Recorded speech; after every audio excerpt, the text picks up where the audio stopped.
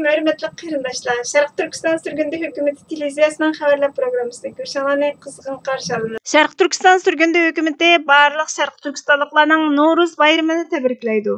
Xitoy rəhbəri Xi Jinping Moskvani ziyorat qilmoqchi bo'lgan. Kanada prezidenti Justin Trudeau Xitoyning Kanada saylamiga aralashganligi to'g'risidagi ayblashlarni tekshirishga chaqirdi. Tunda tafsiliy mazmunlarni diqqatingizga sunamiz.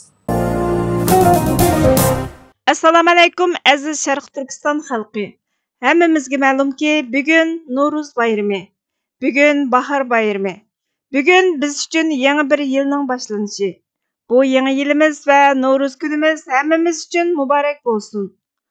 Bu bayram xalqimiz tarafidan milliy ro'yimizni jonlantirish maqsadida ijobiy foydalanib kelingan bir milliy bayramimiz bo'lib, Xitoy tajovuzchilari tarafidan izchil yo'q qilinishga yoki o'zgartirilishga nishon bo'lib kelmoqda. Chunki Novruz bayrami Sharq Turkiston xalqining Junxo millati emas, balki O'rta Osiyodagi turk millatlariga mansub ekanligini har yili jakarlab turadigan bir bayram. Xitoy tajovuzchilarining Sharq Turkiston xalqini tamoman yo'q qilib etish planiga zarba berish uchun bu Novruz bayramimiz ijobiy shaklda o'z rolini joriy qildirishi va Sharq Turkiston xalqining Xitoy xalqi emasligini ifodalash rolini o'ynashi kerak. Shuning uchun biz Sharq Turkiston xalqi Novruz bayrami munosabati bilan muvofiq yerlarda to'planishimiz va bu so'rovlarda Sharq Turkiston xalqining Xitoy xalqi bilan hech bir jihatda munosabati yo'q ekanligini, Xitoy tajovuzchilarining Sharq Turkistonni ishg'ol qilganligini va buning natijasida Sharq Turkiston xalqining Xitoy tajovuzchilari tarafidan irqiy qirg'inchilikqa uchrayotganligini, bu haqda butun dunyo xalqining Sharq Turkistonning mustaqilligini asliga keltirishiga yordam qilishi kerakligini, Sharq Turkistondagi irqiy qirg'inchilikni to'xtatish uchun Xitoy mallarining boyqut qilinishi kerakligini tashviq qilishimiz kerak. Mushu umid bilan hammamizning bahor bayramimiz muborak bo'lsin va hammamizning uyg'onishimizga va tirilishimizga vasila bo'lsin. Amin. Sharq Turkiston sürgündü hökuməti 2023-yili 3-oyning 21-kuni. Xitoy rəhbəri Xi Jinping Moskvani ziyorat qilmoqchi bo'lgan. AP xabar kanalining 20-mart kunidagi xabariga qaraganda, Xalqaro jinoiy ishlar sud mahkamasi Rossiya prezidenti Vladimir Putinni urush jinoyati bilan ayblab tutish buyrug'i chiqargandan keyin Xitoy katibashi Xi Jinping Vladimir Putinni siyosiy jihatda qo'llash maqsadida Rossiya ziyoratini boshlagan. Xitoy hukumati Xi Jinpingning chorshanba kunidan yakshanba kuniga qadar Moskvani ziyorat qilganligini uqtirdi. Yig'indan ilgari Xitoy diplomatiya ministerligi Xalqaro jinoiy ishlar sud mahkamasini bir davlat rahbarining boshqarish tavalligining ta'siriga uchirmasligiga hurmat qilishga, siyosiylashtirish va qo'sh o'lchamdan saqlanishga chaqirdi.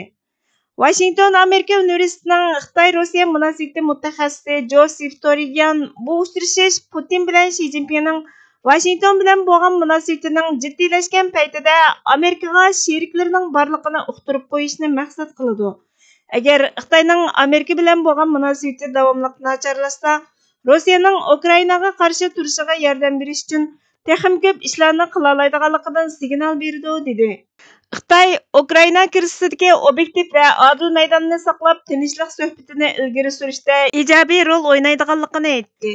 Xi Jinping dushanba kuni Rossiya gazetida e'lon qilgan maqolasida mening yaqinda Rossiyaga qiladigan ziyoratim do'stlik, hamkorlik va tinchlik musobaqasi bo'ladi degan.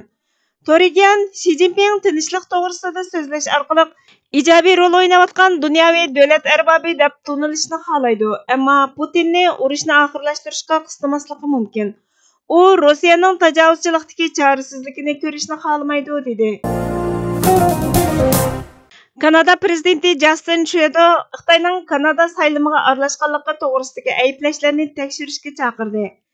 Freedom House to'rining 16-mart kunidagi xabariga qaraganda, Kanada bosh ministri Justin Trudeau dushanba kuni kechda Ottavada qilgan so'zida aralashishga qarshi turish, demokratiyani kuchaytirish to'g'risida huquq doirasi keng bo'lgan mutaxassislarning tavsiyasini bera oladigan bir mustaqil alohida dokladchi tayinlayotganligini aytdi.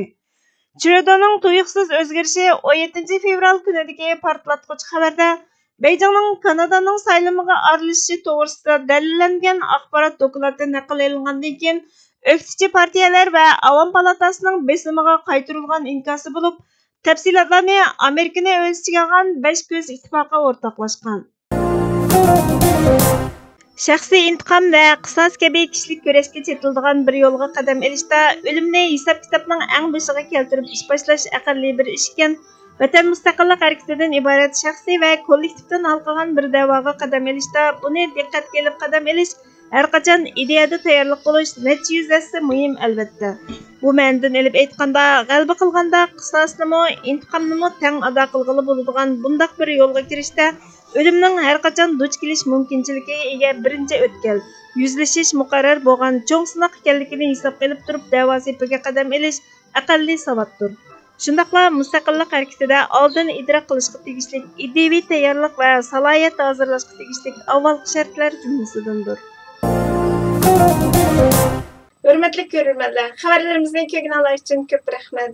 Kelar qitimli programmamiz ko'rishguncha Allohga omonat bo'lgaysizlar.